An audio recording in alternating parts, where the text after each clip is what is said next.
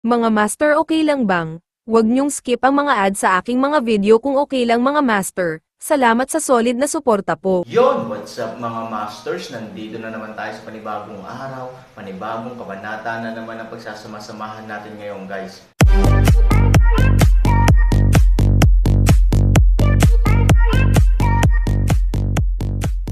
Bali mga masters, kung bago ka pa lang po sa aking YouTube channel, please click the subscribe button, lalong-lalo na po yung notification bell guys, para maging connected pa rin tayo sa isa't isa at maging updated kayo sa mga susunod ko pang video. Bali mga masters, bago natin umpisahan ng kwento ay mag-shoutout po muna tayo para sa mga solid nating tagapakinig. Shoutout kay Nick De Padua. Shoutout kay Richard Cos. Yun na nga mga masters, no? Bali hindi na ito patagalin. In 3, 2, 1, let's go! Naituwid na ni Piho ang kanyang mga tenga at tahimik na naghintay. I'm afraid it's not a good thing to rob your house.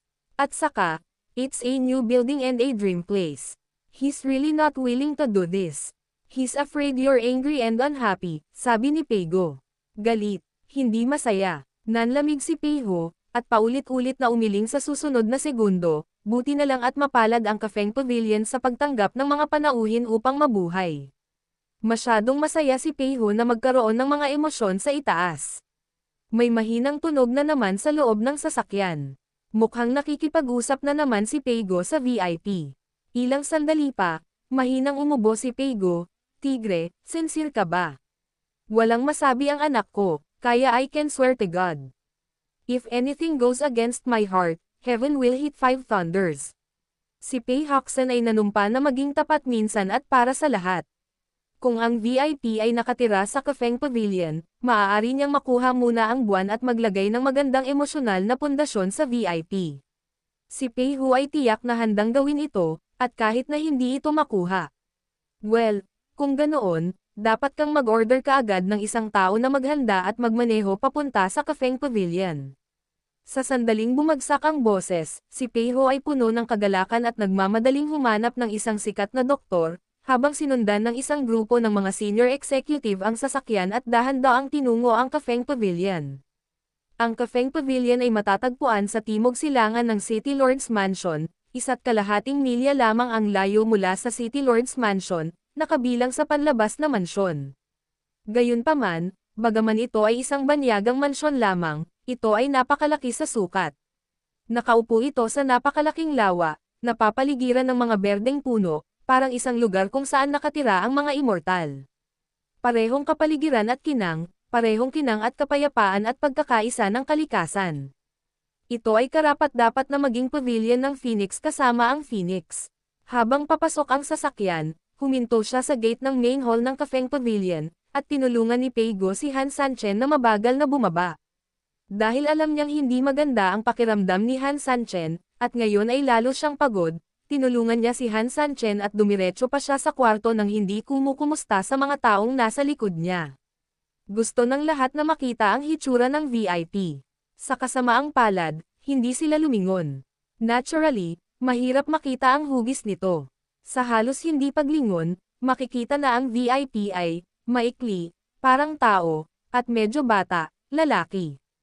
Gayunpaman, kahit na hindi nila nakita kung ano ang hitsura ng VIP, nang bumaba sina Ivory at Zeking sa pangalawang boss, nabawi pa rin nila ang kaunti sa kanilang witnessing glory. Ang dalawang babae ay parang walang kamatayan at may kakaibang ugali. Obviously, hindi sila ordinaryong tao na kayang bigyang kasiyahan ang kanilang mga mata. Dapat talaga sa langit lang ang dalawang babaeng to, hindi sa lupa. Shit, mas maganda sila sa isa't isa.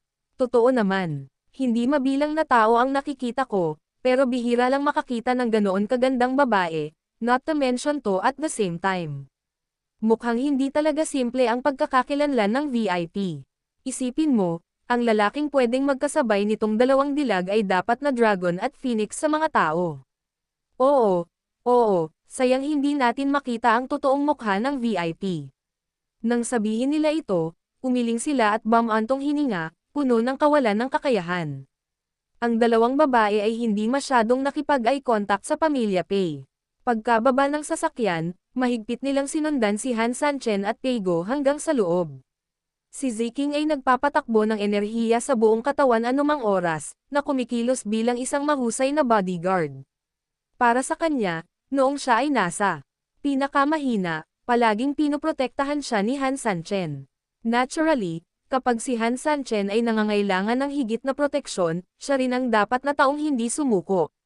Hindi nagtagal, isang grupo ng 4 na tao ang dumating sa master bedroom ng Kafeng Pavilion, at halos kasabay nito, ang aksyon ni Pihu ay naging ganoon din, napakabilis, at ang kanyang mga nakatalagang subordinate ay halos nagpadala sa buong lungsod, upang ang lahat ng mga doktor at iba't ibang mga eksperto sa pagpapagaling ay mabilis na magtipon sa harap ng bahay ng master ng lungsod. Ang buong lungsod ay naantig, at si Pihu mismo ay hindi walang ginagawa.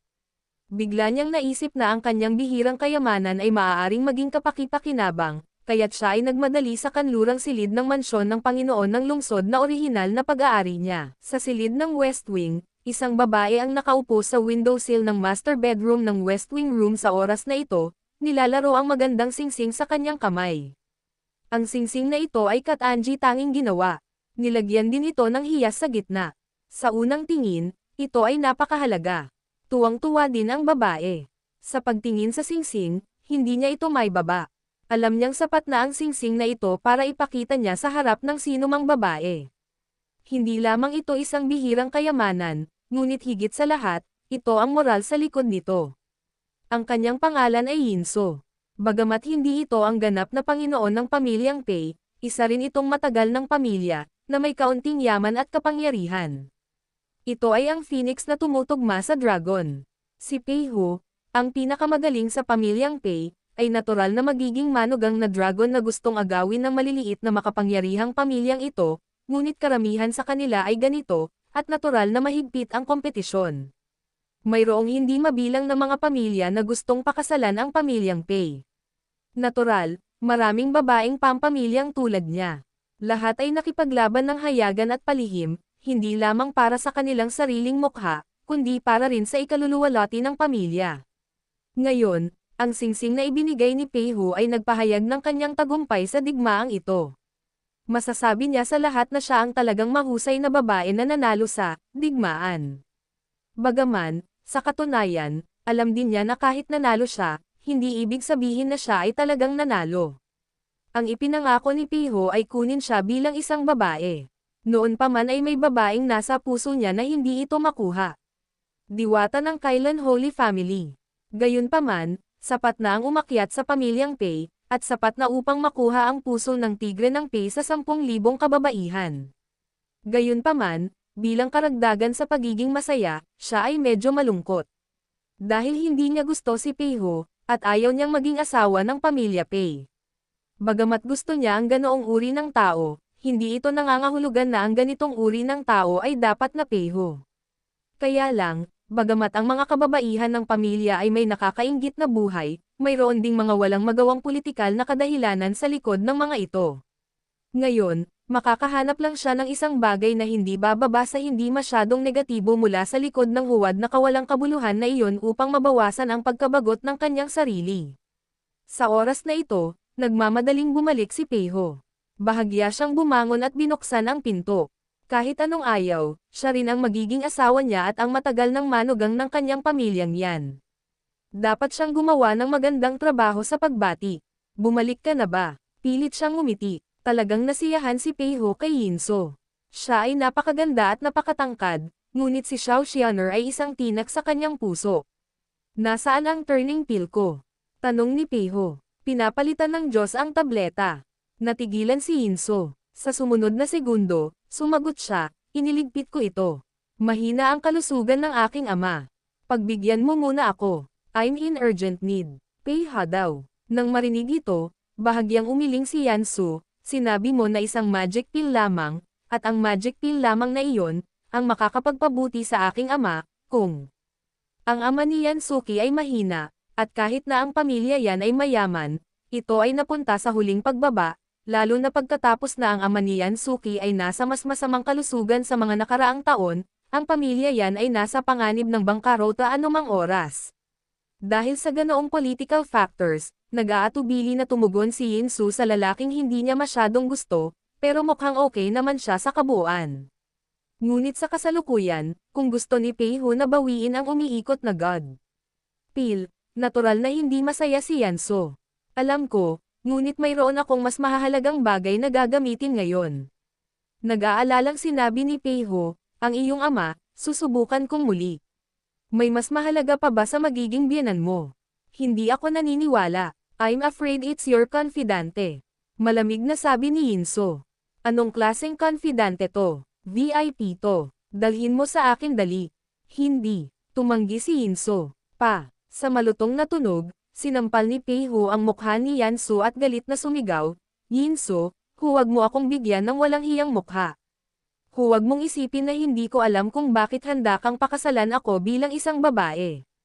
Hindi ko gustong sabihin, ngunit masasabi ko lang sa iyo na kailangan mong umakyat sa dragon at sundan ang Phoenix, at gayon din ang aking pamilyang Pei. Lahat ay nasa iisang bangka. Natural, proud ako. Kung magaling ako, masusundan mo ako. Ito ay may kaugnayan sa kung ako ba ay magiging mas matatag bilang magiging Panginoon ng aking pamilya, at kung kaya ng aking pamilyang Pei, lumaki sa kapangyarihan sa hinaharap.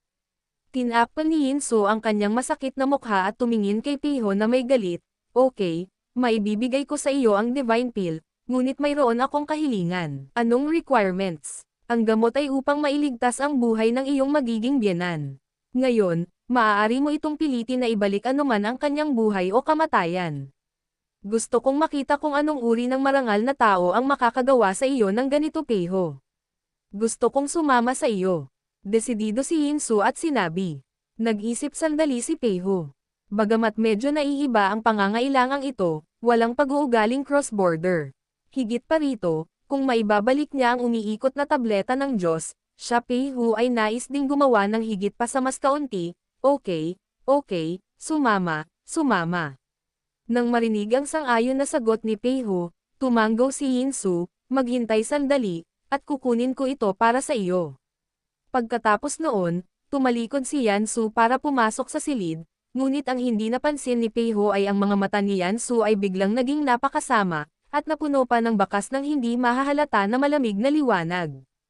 Pagkaraan ng ilang sandali, pagkatapos ng sabik na paghihintay ni Peiho, dahan-daang lumabas si Yansu na may dalang maliit na kahon sa kanyang kamay. Tara na, mahinang sabi ni Yinso. Tumanggo si Peiho, bilang isang resulta, ang kahon sa kamay ni Yinso ay bahagyang nabuksan, at mayroong isang umiikot na tableta ng Diyos sa loob nito, at ngumiti siya, okay. Pagkaalis sa kanluran na patio, dumating siya sa tarangkahan ng tirahan ng Panginoon ng lungsod. Sa oras na ito, sa itaas ng gate, isang grupo ng mga sikat na doktor ang matagal nang naghihintay.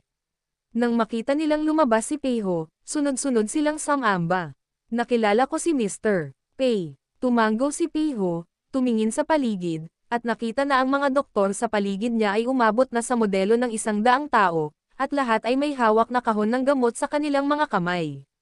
Malinaw, ang mga taong ito ay dumating na handa. Sa palagay ko natutunan mo mula sa aking mga sundalo na ngayon, may mga kilalang bisita sa aking pamilyang Pei.